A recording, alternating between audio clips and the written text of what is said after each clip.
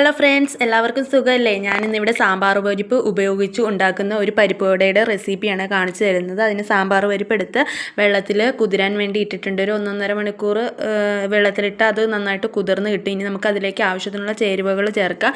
ഞാനിവിടെ സവാള, ഇഞ്ചി, പച്ചമുളക്, വെളുത്തുള്ളി ക്ലീൻ ചെയ്ത് വെച്ചിട്ടുണ്ട്. അപ്പം നമ്മുടെ പരിപ്പ് കുതിർന്ന് കിട്ടിയിട്ടുണ്ട്. അത് കുതിർന്ന് വെള്ളം തോരാൻ വേണ്ടി ഒരു അരിപ്പയിലേക്ക് മാറ്റി വെക്കണം. നന്നായിട്ട് വെള്ളം തോർന്ന് കിട്ടണം. ഇല്ലെങ്കിൽ വെള്ളത്തോടു കൂടി അരച്ചെടുത്തിട്ടുണ്ടെങ്കിൽ നമ്മുടെ വട ശരിയായിട്ട് കിട്ടത്തില്ല. അപ്പം നമുക്ക് ഇത് വെള്ളം കുതിർന്ന് കിട്ടിയിട്ടുണ്ട്. നമുക്കിനി ഇതിൻ്റെ അകത്തുനിന്ന് അല്പം പരിപ്പെടുത്തിട്ട് വേറൊരു പാത്രത്തിലേക്ക് മാറ്റി വെക്കണം. അത് ഇതിൻ്റെ കൂടെ അരച്ചെടുക്കേണ്ടതില്ല.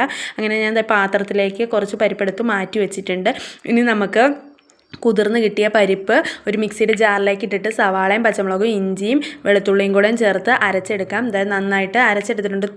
ഫൈൻ പേസ്റ്റായിട്ടൊന്നും അരച്ചെടുക്കേണ്ട, ഒരു ചതച്ച പരുവത്തിന്. പിന്നെ ആവശ്യത്തിനുള്ള ഉപ്പും അരിപ്പൊടിയും കൂടെ ഇട്ട് ഒരു 3-4 സ്പൂൺ അരിപ്പൊടി ഇട്ടാൽ മതി. ഇട്ട് നന്നായിട്ട് മിക്സ് ചെയ്ത് കൊടുക്കുക. അത് നല്ല ക്രഞ്ചി ആയിട്ട് കിട്ടാൻ വേണ്ടി അങ്ങനെ മിക്സ് ചെയ്തെടുത്തിട്ടുണ്ട്. അപ്പം ഞാൻ ചട്ടിയിലേക്ക് എണ്ണ ഊറ്റി കൊടുത്തിട്ടുണ്ട്. എണ്ണ നന്നായിട്ട് തിളയ്ക്കുമ്പോഴേക്കും നമ്മൾ റെഡിയാക്കി വെച്ച മിക്സ് ഇങ്ങനെ പരത്തി എടുക്കുക. എന്നിട്ട് ആ പരത്തി എടുത്തേക്കുന്ന ഓരോന്നും ഇതിലേക്ക് ഇട്ട് ഫ്രൈ ചെയ്ത് എടുത്താൽ മതി. അപ്പോഴേക്കും നമ്മുടെ പരിപ്പ് വട ഇവിടെ റെഡിയാകുന്നത്. ഇവിടെ നല്ല എണ്ണ ചൂടായിട്ടുണ്ട്. ഞാനിപ്പോൾ ഇവിടെ റെഡിയാക്കി വെച്ചിരിക്കുന്ന മിക്സിൻ്റെ ഓരോന്നും ഇതിലേക്ക് ഇട്ട് കൊടുത്ത് ഫ്രൈ ചെയ്യുകയാണ്. അപ്പോൾ തീ കുറച്ചിട്ടിട്ട് വേണം നമ്മൾ ഫ്രൈ ചെയ്തെടുക്കാൻ. അങ്ങനെ ഒരു സൈഡ് മൊരിയുമ്പോഴേക്കും അതൊന്നും മറിച്ചിട്ട് കൊടുക്കണം. അങ്ങനെ മറിച്ചും തിരിച്ചും ഇട്ട് കൊടുത്ത് കഴിയുമ്പോഴേക്കും നമ്മുടെ പരിപ്പ് വട ഇവിടെ റെഡിയായിട്ട് കിട്ടും. ഇതിപ്പോൾ നല്ല ഗോൾഡൻ കളറായി വരുന്നുണ്ട്. അപ്പോൾ നല്ല ഗോൾഡൻ കളറാകുമ്പോഴേക്കും നമുക്ക് ഇത് എണ്ണയിൽ നിന്ന് കോരി മാറ്റാവുന്നതാണ്. അപ്പം നമ്മുടെ പരിപ്പ് വട ഇവിടെ റെഡി ആയിട്ടുണ്ട്. നമുക്ക് ഇനി ഇതൊരു പാത്രത്തിലേക്ക് മാറ്റിയെടുക്കാം.